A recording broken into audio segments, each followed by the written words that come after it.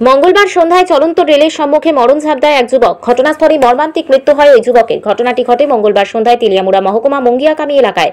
ওই বীভৎস ঘটনায় তীব্র চাঞ্চল্য ছড়িয়ে পড়ে গোটা তেলিয়ামুড়া মহকুমা জুড়ে।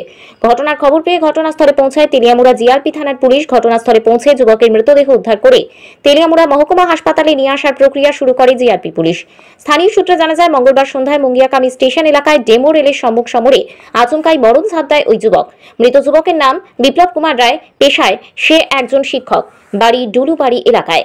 বুধবার দুপুর নাগাদ তেলিয়ামুড়া মহকুমা হাসপাতালের মর্গে মৃতদেহ ময়নাতদন্তের পর পরিবারের লোকজনদের হাতে মৃতদেহ তুলে দেয়। ঘটনা তো ওই স্টেশন মাস্টার আমরা খবর দিছে যে একটা লোক রেলের ভিতরে ঝাঁপ মারছে।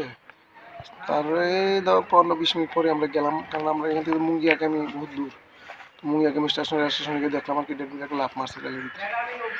রেলওয়েতে আমরা তাই তো লোক টুক লিয়ে এসে ডোম টোম নিয়ে এসে ডেড বডিটা এখান থেকে রিকভারি করে তেলিয়ামুড়া মর্গে রাখছি।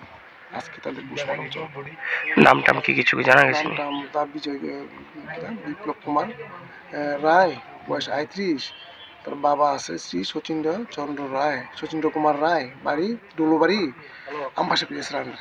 কি কারণে এই মরণ ঝাঁপ দিল কিছু কি জানা গেছে? মানুষের কিছু টেনশন ছিল, তার কারণে আগে থেকে মানুষের টেনশনে ভুগতেছিল, সেই কারণে সে রাখতেছে। নিজস্ব প্রতিনিধির রিপোর্ট, ত্রিপুরা পাইওনিয়ার।